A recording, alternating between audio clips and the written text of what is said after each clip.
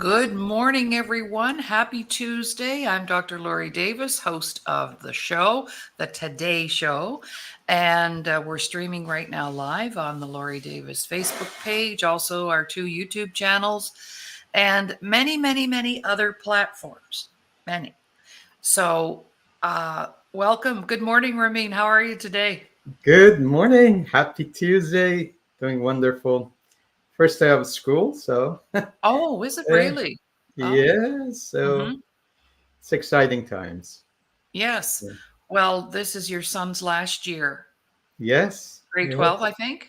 yes. Oh, wow. Did you ever think you'd see that day coming as quickly Well, as it has come? it's so funny. He was saying goodbye this morning, and of course now he drives and all that. So I just remember the first day he was going to kindergarten, saying, Oh, how we take pictures. I almost was yeah. tempted. He's going to 12th grade. Let's take a pictures. But of course they don't Oh, like that. But anyway, yeah. but yeah, it's funny how time, as they say, fly. Time flies, right? Yeah. Well, that's how you know you're getting older when you have kids.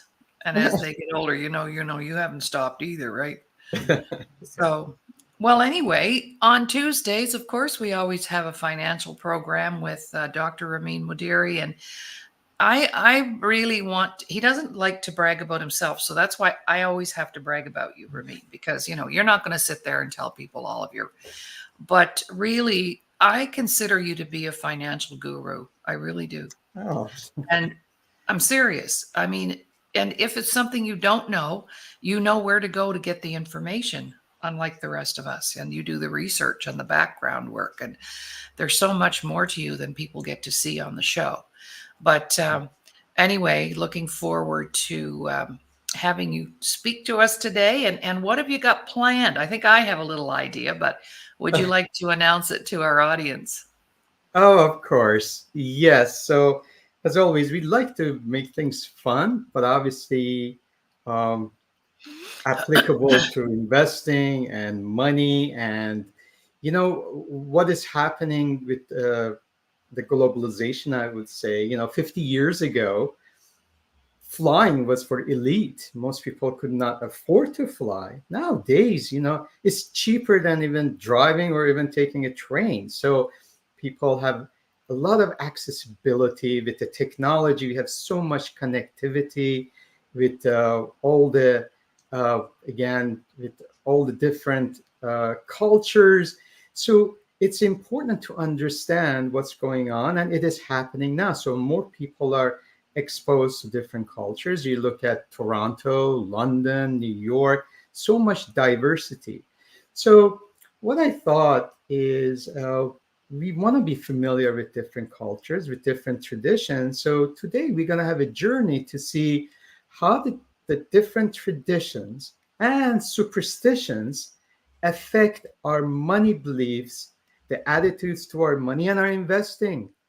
It's You will be surprised by end of our next 45 minutes or so. You see how they are all connected with the decisions that we make about money, which has nothing to do with the fundamentals of the things, with the actual facts, but it is there. It's our Oh, beliefs. wow. So Mhm. that's what we're going to do. And also, I think it's very important to understand different cultures when it comes to business, even Oh, yeah. relationships.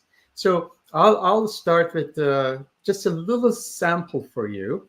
And let's say you have met someone, a business person, or even maybe you want to have a relationship with someone in Bulgaria, and you're talking and maybe you lose the sound and all of a sudden but they can hear you, and you say, well, what do you think, is this a great business to do, or do you love me? And they go side to side. And in most of the cultures, Western culture, going side to side is no, and doing this, particularly going up and down, is yes. Well, in Bulgaria, going side to side is yes, and going Oh, up my. and down is no. So Serious. basically, one little thing can create a big misunderstanding. And unfortunately, sometimes we build a lot of things on just one little details. We build the whole thing, and then we are all disappointed. Maybe she doesn't love me, or oh, they don't want to do business. So that's what is important to understand the cultures. When we are thinking something else as far as like the business goes, the attitude of the companies and the CEOs when they invite someone as a speaker, let's say from United States, to talk about their company and give them their advice what to do. So, for instance, in Eastern Europe, if you go to some of the countries in the Eastern Europe, some of the countries in Middle East, or in North Africa, let's say if I'm the speaker, the management, the CEO, they want me as a speaker to talk mostly about them, how wonderful they've done a job, and it's important. So the employees or anyone who's in the audience, they will have a lot of connection with this. Again, the management thinking that how wonderful they are.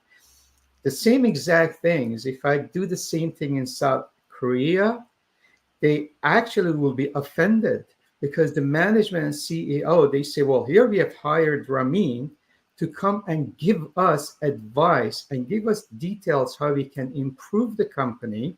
And yet he's talking about us. He's not giving us any inputs. They look for really facts and details. So they get offended if I talk about them. So you see, understanding the cultures makes a big difference with their audience and what they're expecting and how to really reward for their time. So with that in mind, I'm going to go around the globe and we're going to look at some of the traditions and superstitions around the globe and then see how that affects again our beliefs.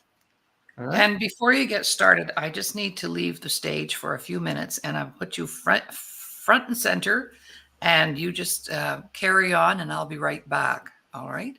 All right. Thank Sounds you good. so much. And I do have a story about a cultural faux pas that I made in Taiwan, and I would love to Okay. share that later once you're done. Okay. Because I'm starting with China. So Okay. I'll be right back. perfect. All right. So let me start our journey with China for a couple of reasons. Of course, China is one of the most ancient civilizations. We owe a lot of things to Chinese inventions, their culture, their beliefs. And also nowadays, China is the second largest economy in the world. So we have to pay attention. We have to pay attention what they're doing as far as, again, economically, but also with the belief systems. So let's start with this. In China, red is auspicious. It is associated with life generating energy like the sun, the blood, the fire, and it's the color of celebration and prosperity. So you can see that the red plays a huge role when it comes to a lot of traditions in China. So we start with especially Lunar Year celebration with the lucky money.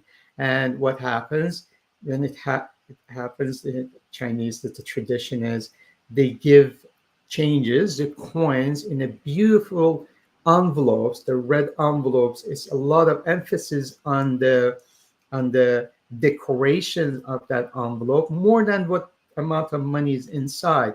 And each coin is a symbol of good wishes and luck for the new year ahead.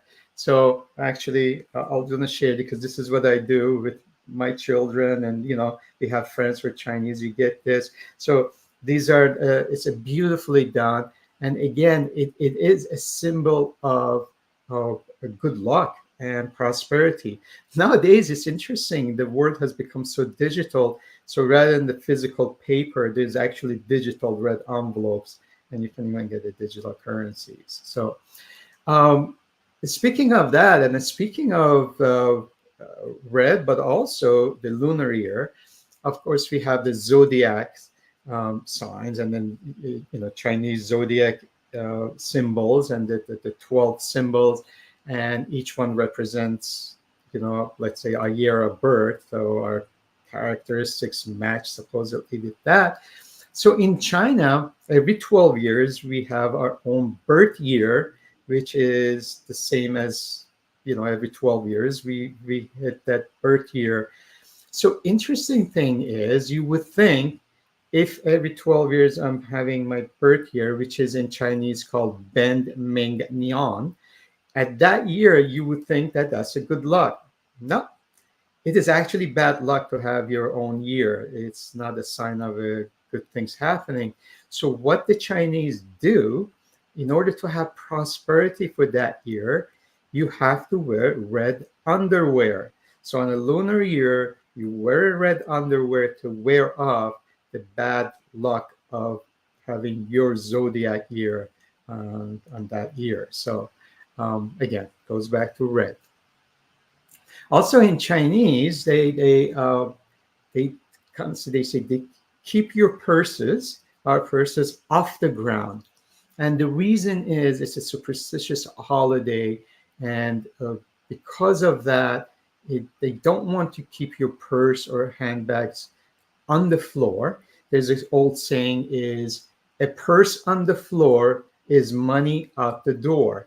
And of course, some of the um, common sense things would be if you have the purse on you might forget or somebody can rob the purse or take it away. So basically they want to keep your purse physically close to you. So maybe that was one of the tricks. Sometimes the superstitions comes because of like maybe the wisdom, the lessons or our newer generation. So they come up with these things to make sure you make you give attention to these things. So this is something important, and I think it is valuable to understand that when it comes to trading, to investing about money, is in numerology, the emphasis on numbers.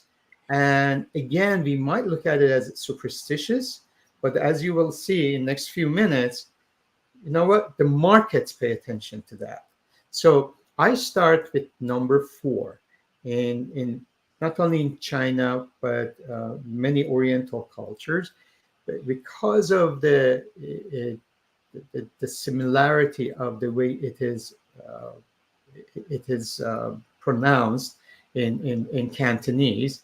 So 4 is say, and what that means, it sounds like death. And because it sounds like death, number 4 is a bad luck.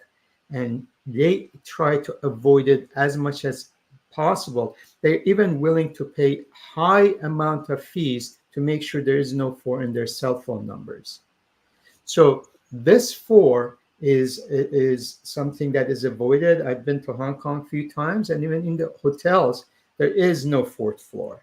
So we will talk about Western culture, our superstition. Even getting worse is worse than 4 is number 14, which means going to die, and number 24, which is my birthday, by the way, 24. In Persian, I'm the 4th, and then in of course here is like 24. Well, 24 is even worse because it says easy to die. So those numbers, again in Cantonese, they are very much avoided. So let me share a story how it affects you. Is when it comes to trading, for instance, I have different strategies, and let's say for trading bonds, the futures and bonds, what we do, we have a strategy that it moves in 4 points. We call it ticks. So the bonds, when they move in 4 points, after 4, you want to take some profits, because usually it kind of reverses after increments of 4. And we don't know the exact reason. It's the order, but it could be possible because of the superstition. But so when we hit 5, then that we get into the position again. So when we get to 5, there's the next one is a winning trade. We also use 4s in like gold trading. You will see when things are happening ending in number 4, the price of gold, any number of 4 or 14 or 24, that's usually not a good sign, and usually it reverses. Gold prices like to move in 25 increments. So when we get into gold, we like to look at it and say, okay, well, if it moved 25, there's a good chance it will move higher. But if it ends in 4s, then that might be a little difficult to move forward. So maybe take some profits. Also in the stock market in the United States, the Dow Jones, for instance, you will see if there's like 14,000 or 24,000 or 14,400, there are some pauses. There's some profit taking. So this is how you can apply. There was even a study done from 2001 to 2017 in all the stocks in China. And what happens when you have a stock, you have something called a ticker symbol. So it's the letters, like Oh, yes. Apple is AAPL or Microsoft is MSFT. Right. But you also have numbers, a code. So it related to that. So a lot of times, a lot of especially foreign stocks, they do not have all the letters. So we all are assigned a number. In Canada and United States, we all have 9-digit codes. We call them QSIP. So there was a study done in Chinese shares, A shares, and they looked at the numbers and they found out the stocks that they had number 4, 14, and 24 in their codes, they crashed and went out of business or they lost money by far more than anything else. No They way. had more risk, 27% more risk of volatility than the codes that they did not have, these numbers. So you see, they do actually pay attention to these things, which we might laugh. I mean, we're looking at it, but we'll come to Western culture. We'll see, well, it's not that laughable. So also, the positive side of things is number 8. Number 8 is very much honored in Chinese. Again, when it comes to the pronunciation in Cantonese is bot, which close to fort, and that means rich. And also when it comes to religious, and I know in Judaism, for instance, 8 is infinity. So Right. it's the sign of, again, wealth and a universe. So that's why like number 8 is more with prosperity. Also in Chinese, number 9 is also very much appreciated. And also number 6, believe it or not. So when we talk about Western culture, for instance, you will see that, well, we have our 666. 666 is not really appreciated in Western culture. We try to avoid for religious reasons, especially in Christianity. But actually, in 666 in Chinese is a good luck. It's a good number to have. Um, Also, number 9 is lucky in Chinese. Uh, I'm sorry, in Japanese, in Chinese is lucky, in Japanese is unlucky. So again, you gotta differentiate these cultures, and the reason is again is the sounding, right? So in Japanese, the sounding of number 9 comes from suffering. Hmm. So just see which market you're working at. Speaking of those numbers, Hmm. I will finish, and then I'd like to hear your story because you Oh, mentioned. yes. Yeah. So I'll finish it with our own in Western culture. Well, of course, everybody talks about number 13. Oh, 13 is unlucky number. We don't have 13 floors like we have some of the places. Although I've actually, I've had like number 13 as my soccer uniform. Number 7 was my 7 and 23 used to be, but number 13 also was, and I did okay with it. But number 13, of course, it could have the religious background. Of course, when we think about the Last Supper, Judas was the 13th guest. When we even go to Norse mythology, in Norse mythology, god Loki was the 13th to arrive at the Feast of Valhalla. And that was when they start kicking the god Baldur. So that number 13 has the religious background, but also it could be because of a lack of our understanding, unknown about 13. Because if you notice, everything we usually have in orders is 12. We have 12 months, we have 12 o'clock for the time. So 13 does not exist. We have 12-inch in a foot, we don't have 13-inch. So things are not in these 13s. And again, this is something even the most educated people still have that as hangups. So that's the reason, even in stock markets, the Friday the 13th is not a really good omen. I mean, even the traders, some of them I know they don't want to trade on the Friday the 13th. So it might sound funny. And again, but it is the belief system. So I'll finish the last thing. I mean, you talked about the 666 with the numbers. In Italy, believe it or not, the unlucky number is 17. So they avoid 17. Just saying with the numbers. So anyway, we'll stop. I'm done with the numbers. I hope that was educational in different ways. But I'm Well, ready to hear your story. well, I'm living proof of this, and my story is based on two things. One, when you don't know the culture or you don't understand the culture, it's very easy to offend people. Very good. Right. Yeah. So this happened, and I'll remember the day like it was yesterday. I had traveled to Taiwan to train up some empowerment facilitators, and it was Dr. John Lin was the head um, psychiatrist, and he's the person who hired me and brought me over, and they all took our workshops, and it was an amazing experience. But I went, and it was right after I had participated in my first compilation book called Walking with the Wise Entrepreneur. And I was in that book. I tease people and say it's the only time I was ever under the covers with Donald Trump, because Donald is in there, Chuck Norris is in there, Dr. Susie Orman is in there. I mean, there were lots of big names in this book. So I wrote my article, and it was Getting Us Past Our Financial Limits. That was my title. And so I took copies of the book to Taiwan to give everyone a gift. Now, what I didn't know was my numerology at the time, not to the extent that I should have. And so I kind of insulted when I said, this really made me angry that I'm nearly at the back of the book. And my article is on page 168.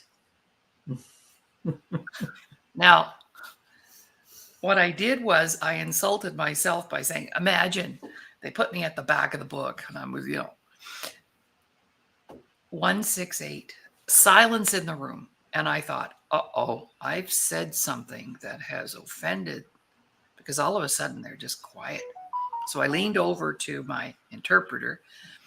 I said, Dr. Ken, did I do something? Did I say something? Oh, and they called me Loria. Oh, Loria, no. And he translated that to the crowd, did she offend anybody? And they go, no, no, no. 168. That means all the way to the money. Yeah. Right? I said, really? Now, I always knew 8 was the number of completion. I did know that much, but first I offended them by saying, I'm way back at the back on page 168, like, wow. And then I didn't know that was a good thing. Yeah. And they said, oh, Loria, we are going to follow you everywhere, all the way to the money. So that's my cultural numerology story. It actually happened to me. Awesome. Yes. Yeah. Living proof. Living that proof. It is. What you're saying is correct. Awesome. So where are you going to go next with this? So we're gonna take our journey from the numbers, and I'm gonna go to different countries. I don't know. Do we want to take a little break? Or yeah, let's take a little break, and we'll give you a chance to catch your breath here. Practice doing our next message. This is our next message, and we have numbers all the way from 30 down to 0.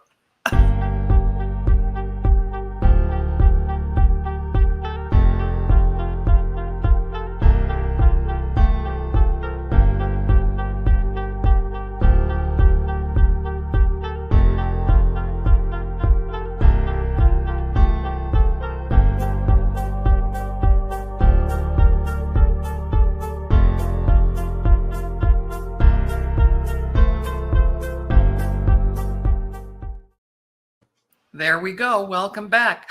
I'm Dr. Lori Davis, and you're watching the Today Show here on the Disability Channel. And I'd just like to shout out a big thank you to the Disability Channel for the beautiful opportunity that we have been given.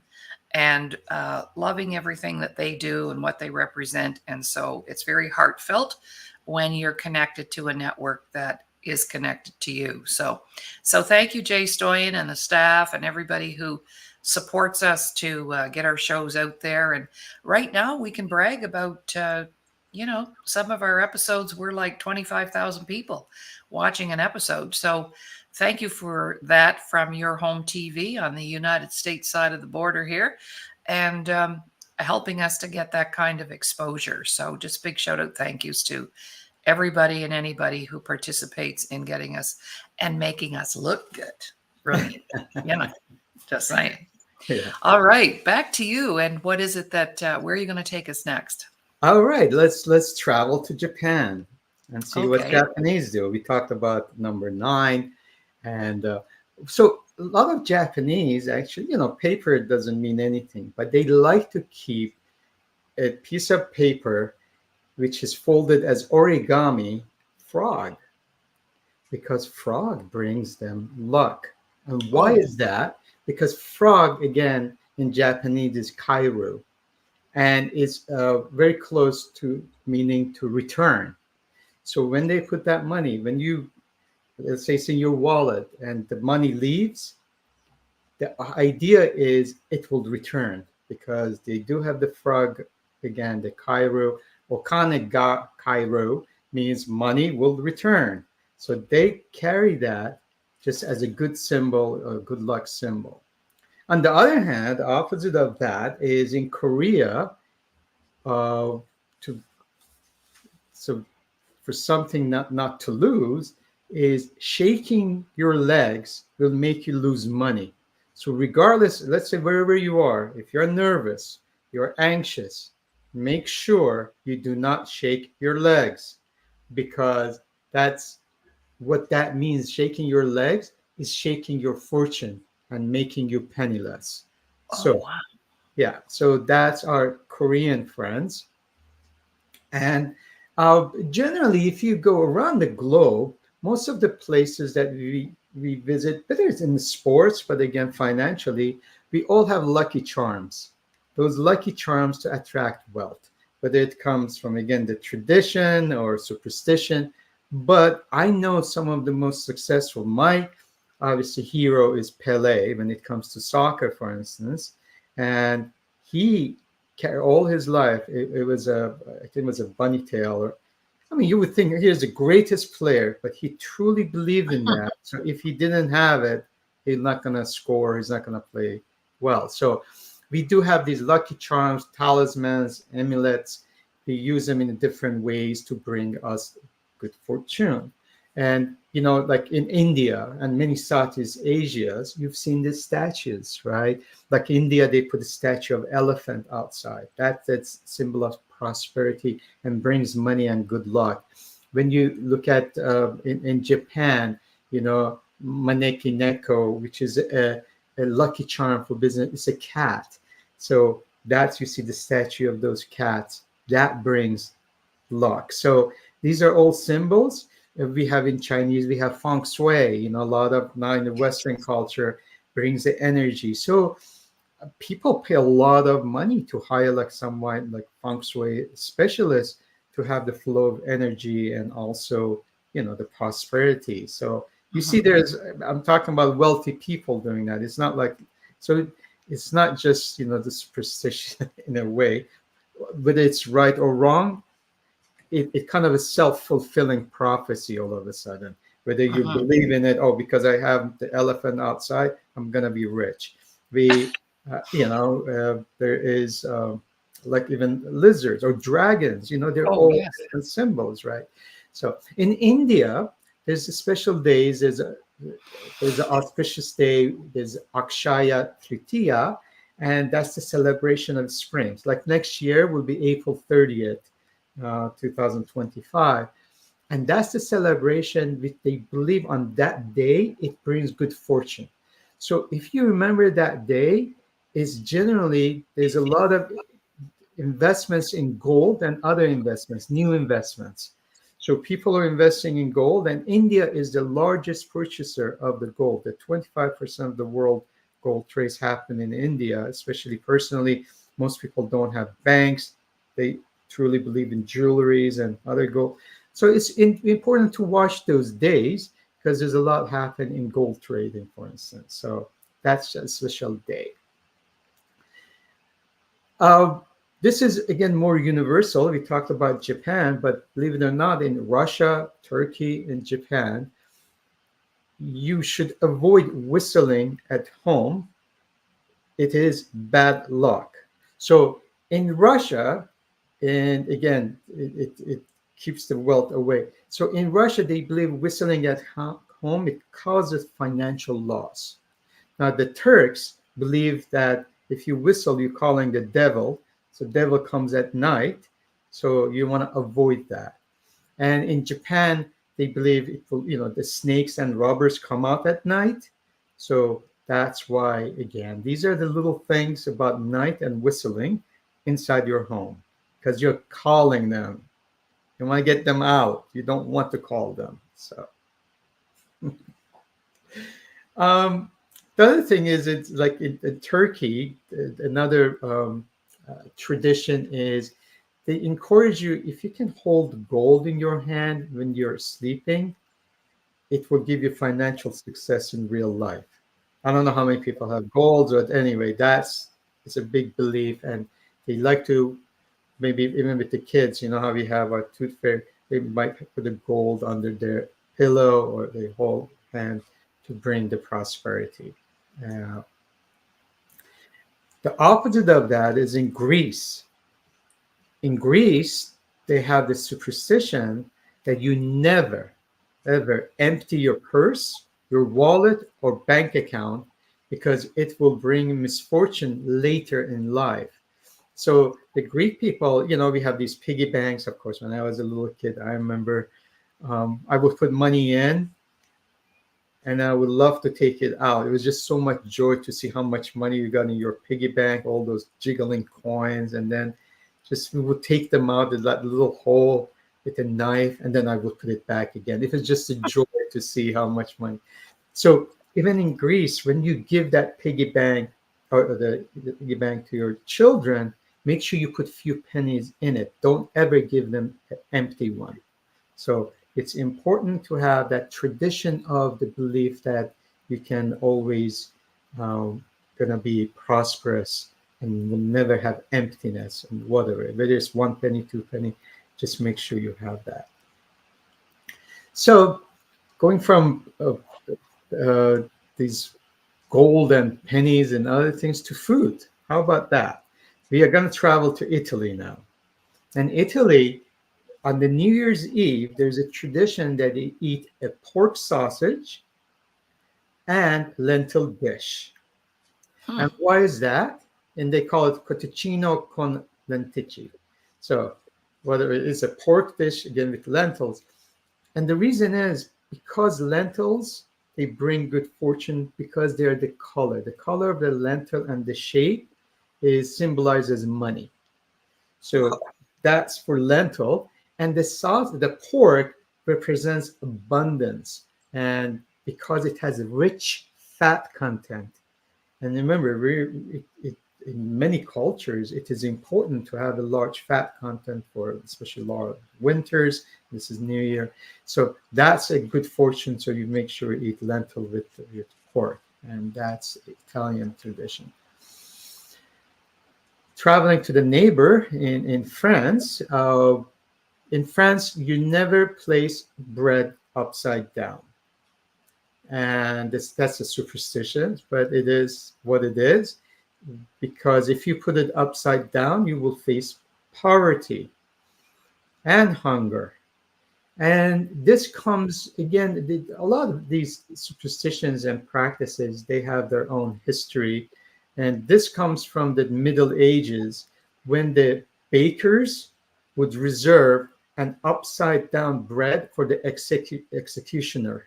The executioner would get an upside down bread. So that's why it has a negative connotation. So um, moving from again Italy to France, let's travel to Czech Republic. In Czechia or Czech Republic, they like to carry fish scales in their wallets. And the reason is carrying fish scales is, and this happens throughout the year, will bring money. And we've talked about this when we talk about, how shells used to symbolize money. Fish scales, they symbolize wealth and money because they look like silver coins. And carrying them with you, of course, brings prosperity. So again, the similarities. So that goes with that. Another different thing is, some of these are multicultural, and one of the multicultural things is wearing polka dots is auspicious, brings prosperity. If you have polka dots, it is good for your wealth. So in Philippines, the Filipino superstition advises wearing clothes with polka dots because these patterns make you wealthier because those round shapes attract wealth and good fortune. So the roundness is the attraction. As a matter of fact, French, how they are very fashionable. They think by changing up, having polka dots rather than striped on New Year's Day, it will bring them prosperity. So we go from Philippines all the way to France. We'll see they can look at the similar things. Um, in United States, besides number 13 superstition, there's one thing. There's no conclusion on that. It is carrying $2 bills. I always give a gift of $2 bill because they are scarce nowadays. They're rare, and I always get the brand new one. So because of their scarcity, some people believe it is good luck. On the other hand, some people feel that is actually a misfortune and bad luck. So we don't have conclusive, reasoning for that or conclusion for that. But anyway, I believe in $2 bills. I like to share that. So, and that's as far as United States. So um, we're good to go. I got something else as far as Oh, you can yes. discuss it with me. This Yeah, one is no really worries. fun. No, that's great. Except, whenever I've given a wallet or a purse to someone else, we always put at least what we call our loonie coin, which is $1, Yes, in the wallet. So you don't just give an empty wallet or purse. So we've always done that that happened to us as children. If we got a little wallet for a gift, there would always be a dollar bill in it at the time, or at least some kind of currency, right? that's excellent. Yeah. So again, we talk about the Greek tradition. That's what it's important because we talk about multiplication, right? So it will have children and bear things. And no, that's a valid point. As a matter of fact, for instance, in our tradition, and I know a lot of different traditions, when um, somebody, let's say we go to somebody's house, they give us a piece of cake, they put it in a dish, and then they or give us some food to take home to the kids or whatever. So when we return, we wash it, but what we do is when we return it, we always like to have our own tradition, something in it as a food to keep it giving them back in return. So that that's Yeah. the give and take, right? So yeah, And that great. reminds me of a childhood thing Yes. that happened for us too, when I was a kid anyway, and we'd have a birthday cake. Well, back then we didn't have saran wrap or, No. yeah, so they would wrap coins in waxed paper, like a nickel or a dime, and it would be in the cake. So when you got a piece of cake, you could have gotten a little piece of wax paper with a 10-cent coin in it. So they did that in my family for birthdays. So birthday cakes always had money in them.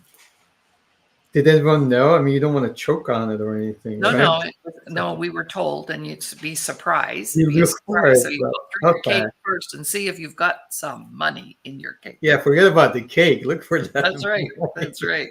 Yeah. So Oh, back to you. I Yeah. didn't know that. That's very interesting. Yeah, Yeah. that's awesome. I'm gonna conclude. with something which is again universal. And there's a lot of debates about this, and I think our audience will appreciate. And it's about itchy palms. Is that good? Is it left hand? Is it right hand? Are you male? Are you female? I mean, there's just so many things, and nothing is again conclusive. So the idea is, the superstition says if you have itchy hands, it's about to receive good luck or fortune, money. Yes. And then what do you do? Do you itch it? If it's itchy, do you scratch it? So there's a lot of talk about that. And it's funny again, it is different cultures have different interpretations and different genders even. So um, basically the left hand is in some culture is bad luck. On the other hand, in some cultures, is actually good luck. Now, if the left hand is itching, like in Indian, the ancient Indian scripture, it says that if the left hand is itching, that's actually good fortune. If you scratch it, though, if it's itching and you scratch it, you push that fortune away. So you want to keep it itchy. So, but on the other hand, I know we have a lot of cultures that they look at the right hand as being the good fortune. And the similar thing is if it itches, don't scratch it. So, but of course, we don't know. All right, which culture I'm coming? Is the left hand good? Is the right hand good? Because one is misfortune, one is it is fortune, and also even genders. In some cultures, actually, for male, having the left hand itching is a good fortune. The same culture, if the female gender, the left hand itches, that's bad fortune. So again, this yin and yang, it's a complete opposite.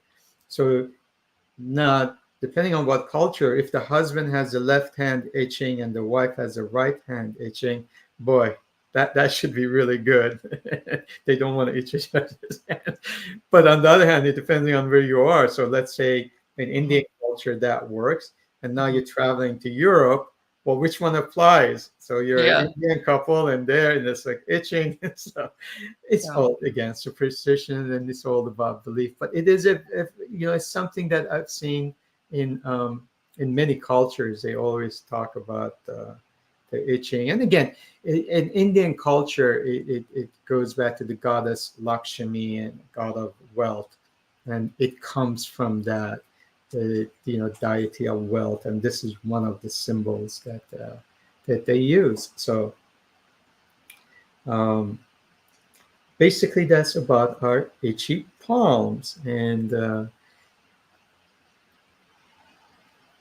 one of the things, the last part I would leave is like it's in the Persian culture, when the New Year, which is the spring, the equinox, and that's when March 20th or 21st, the spring starts. That's the beginning of the new year. This is Zoroastrian, and even goes beyond before Zoroastrian religion, which goes back, almost 3,000 years. Um, we have we set up a table with the 7 different symbols, and we look at, for instance, the grass or green sprouting grass is a symbol of rebirth and growth. And then we have something called saminu, which is a spice. Well, it's a symbol of power, and it's a symbol of strength. And we have another, again, it's a special uh, Persian, just like a dry fruit. We call them senjed, and that's a symbol of love. And sumac, maybe if you go to some Persian restaurants, is these spices, and that's a symbol of sunrise. And then we have vinegar. Vinegar is symbol of patience. And then we have apple, which is symbol of beauty. And then we have garlic, which is symbol of health and medicine. So we have all those. Sometimes we add different things. We put like coins, and that's symbol of wealth. We have actually even um, uh, colored eggs, which is similar time to um, the Easter time. That's a symbol and that's fertility. Uh, as I mentioned, there's book, symbol of wisdom. So we've added many different things. So each one of them have their own meanings, and that's what we have. Fish, and it's life, and so there's a lot of different things that they are added to it. But they're supposed to start with S, which originally with anything starting in the Persian language with she, sh, and then when Islam, after movement of Islam to Iran, then that became S. And so we have seven symbols starting with S, which each one represents something important. And Wow. it's a Hmm. beautiful, I wish I had a picture of it to show you. It's a big tradition. You prepare for that like weeks before. And when families come, you always have that table already made. We had it for many, many years, and people would love to come to our house because we always had the most beautiful tables. Oh, So yeah. nice. Nice. So anyway, so that's my little tidbit about the traditions, cultures, superstition. I'm sure Lovely. a lot of people. One last thing I have to say is also a lot of cultures are depending on our philosophical economic beliefs. Some culture are pluralism and collectivity. When you go to Orient, when people look at the well-being of the community. In Western world, look at United States or Canada or Western European, it's more individuality. It's success of individual can Right. carry on. So because of those, the traditions about money carry on. So we could have, when the financial crisis happened, for instance, a lot of countries in Central Asia or like Turkey or in the Middle East, they did not suffer as much because they're gotten used to it. There's always somebody out of job. There's always somebody missing some. So the whole family, cousins, everybody comes together. They house you. They pay the bills or whatever. So there's a spirit of this blanket network collectivity. On the Hmm. other hand, the prosperity sometimes is not in the hands of very few in those cultures. And there's a lot of classes. So I Right. don't know which one is better. Well, obviously, how about being individual and help everyone else? And Hmm. that should be a good goal. Yeah. So, Like Keanu Reeves. mm, Keanu Reeves, the actor, he's given away most of the money that he's ever earned to community, to charity, to the homeless. It's having money is not a priority of his at all, as long as he's comfortable. So one little thing, and then Sylvia has a question. Sylvia oh, Somerville is here, our beautiful friend. We have a GSFE sister. Her name is Barbara Berg, and she does a whole workshop on how you should wear your rings. sure. And when you wear rings on your right hand, that is about giving. And when you wear your rings on your left hand, that's about receiving. So the right hand is the giver and the left hand is the receiver. And of course, we all know that giving and receiving must be perfectly balanced to be functional. So she does a really great job on that. All right. So I like to always give credit when I hear a Well, special actually, skill it's a like that. great point because that's actually when you look at Indian, that's what it is about. Left hand is receiving, Yes. and that's what itching. That means Yes. you're There receiving you it, go. and That's right. right. So that's what this whole Yeah. discussion is about. Great observation. Yes, that's what it is. Beautiful. Yes. All right. Sylvia has a question for you. I Sure. have a question for Dr. Ramin. Do old coins from the 40s and 50s have any value? Okay. Did, maybe it's specific collectors, but I'm a coin collector, by the way, gold and silver. So it all depends on the content, whether there are silver coins or gold coins. Other than that, that's called numismology, and that's look at the valuation from the content. But as just old coins, it all depends on if there's any collectors out there. For instance, I do have um, paper money and coins from 200 years ago and 150 years ago.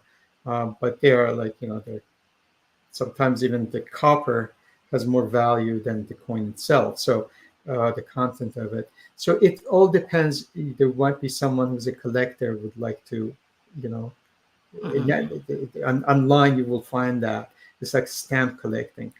But actual pure valuation, the only way you can have the value if it's like a gold or silver coin, and depending on the purity of it, if it's MS61 to all the way MS65, 65 is being the, and even more the purity of how much gold is there. So the lower the number, there's a less content of the metal, whether it's silver or gold. So the higher, the more valuable. So, uh, but in that case, yeah, I mean, those 40s and 50s, again, it's more of a collector item than anything Right. else. So, So it really has very little to do with the age or the date of the coin. Just yeah, well, I mean, again, depends on the, somebody might be interested. Somebody have yeah, maybe a looking for that. connection. Yeah, and nowadays, again, it's like the stamp collection.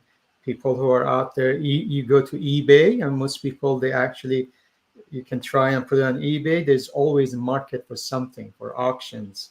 So you can find values. Or one of the best ways is even go and search on eBay, look at the coins, see similar coins, how much is the value, and if there's anyone interested. So, which is, Mhm. yeah, technology is wonderful. You don't have to put in the paper. Yes, technology is fantastic when we Yeah, can use it for all of the things that we like to do, right? absolutely. So thank you so much for that. It's always interesting, you've walked us through so many experiences, where the 15 best places to live, and I keep going back to that because I'm telling my American friends and my Canadian friends we weren't on the list. Um, I was talking to a friend of mine yesterday out east, and I said, well, 15 best places to live on the planet right now, and Canada's not on the list. And I was like, oh my goodness. So you've brought us so much great information that absolutely everybody finds interesting. And ours is the most frequently watched show on our flagship show, 5 days a week. This is the one that gets a lot of attention. And I think you and I both know, we've mentioned this before, that we talk about the two things that nobody wants to talk about: money and sometimes sex. So it's that way. And I think people really appreciate the transparency and your vulnerability, and everything that you share is, we know you've researched it to death. So we know it's good stuff. So any words of encouragement for our audience today? We'll be away next week. We should actually share that because you and I are on a business trip, and we'll be away next week. Our shows will be, Jay will either host the shows or we will put up pre-recorded shows.